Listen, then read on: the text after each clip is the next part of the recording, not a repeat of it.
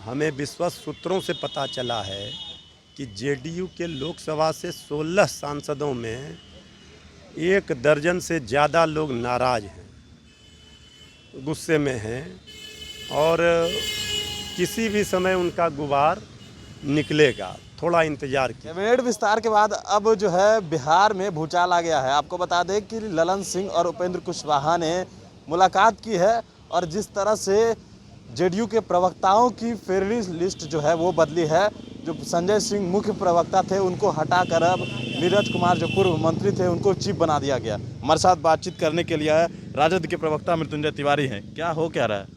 देखिए, हम लोगों ने कल ही कहा था कि जेडीयू में तूफान मचेगा और जो खामोशी है आदरणीय मुख्यमंत्री जी की, ये तूफान के आने के पहले की खामोशी है। और इसका अभी एक ही दिन हुआ है मंत्रिपरिषद विस्तार में और जेडीयू कोटे से एक मंत्री ने शपथ ली है, राष्ट्रीय अध्यक्ष श्री आरसीपी सिंह जी ने। इसके बाद जेडीयू में बड़े पैमाने पर उलटफेर शुरू हो गया है। अभी 2 बड़े नेताओं की मीटिंग हो रही है। अंदर खाने भारी घमासान है और ये इस बात को दर्शा रहा है कि नॉट ऑल इज वेल है जेडीयू में। इसलिए अभी आगे आगे देखिए होता है क्या। उपेंद्र कुशवाहा ललन सिंह से मिले हैं। इस मुलाकात से क्या लगता है? ये राष्ट्रीय अध्यक्ष पद को लेकर जिस तरह से ये उनका मामला है, ये मुलाकात करें जो भी करें, लेकिन हमें विश्वस्त सूत्रों से पता चला है कि जेडीयू के लोकसभा से 16 सांसदों में 1 दर्जन से ज़्यादा लोग नाराज़ हैं, गुस्से में हैं और किसी भी समय उनका गुबार निकलेगा। थोड़ा इंतज़ार कीजिए। आप लोगों ने पहले ही कहा था कि जब केंद्रीय मंत्रिमंडल का विस्तार होगा तो जेडीयू में टूट होगी।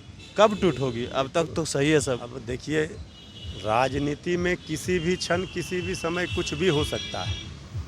अब इंतज़ार कीजिए। अभी तो हम लोगों ने बरसात में बात कही थी, अब तो सावन भादो पार नहीं कर पाएगी ये सरकार। ये बात हम लोग कहे थे और आज भी इस बात पर हम लोग कायम हैं। क्या 2 महीने में सरकार गिर जाएगी? अब सरकार गिरेगी, अब बढ़ेगी तो नई सरकार की आयु। सरकार के पास जितना संख्या बल है वो संख्या बल तो बाउंड्री लाइन पर है, किसी भी समय कुछ भी हो सकता है। 4 विकेट आउट होता है तो खेल ख़त्म। तो अभी पहले देखिए, अभी कुछ भी कहना हम नहीं समझते हैं कि उचित होगा और कुछ राज को राज ही रहने दिया जाए तो बेहतर होगा। एक आखिरी सवाल, रविशंकर प्रसाद को मंत्री पद से हटाया गया। बिहार के बीजेपी कोटे से थे और अब बीजेपी कोटे से बिहार से एक भी मंत्री नहीं, गिरिराज सिंह के अलावा। भारतीय जनता पार्टी का ये मामला है, केंद्र सरकार का मामला है, लेकिन जिस तरह से वरिष्ठ नेता रविशंकर प्रसाद जी हैं, भाजपा के पुराने दिनों के सभी दिग्गज नेताओं को, पुराने नेताओं को साइड लाइन कर दिया गया। रविशंकर प्रसाद जी, सुशील कुमार मोदी जी का चर्चा था मंत्री बनेंगे, उनको भी नहीं बनाया गया। बिहार में भी पहले नंदकिशोर यादव जी, प्रेम कुमार जी, कई लोगों का पत्ता साफ कर दिया गया।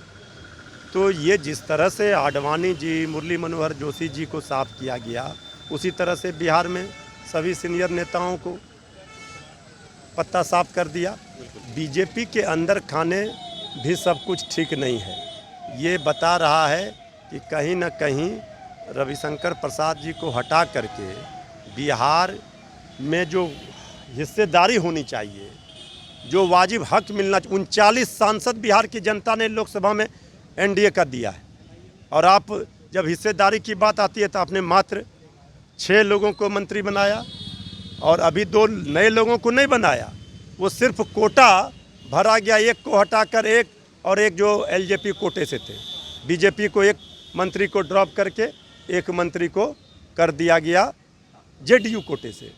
तो वाजिब हिस्सेदारी तो नहीं मिल पा रही है। विभाग भी ऐसा है जो बिहार का क्या कितना भला कर पाएंगे ये तो समय बताएगा। अभी तक तो 7.5 वर्षों में डबल इंजन की सरकार का कोई फायदा बिहार को मिला नहीं।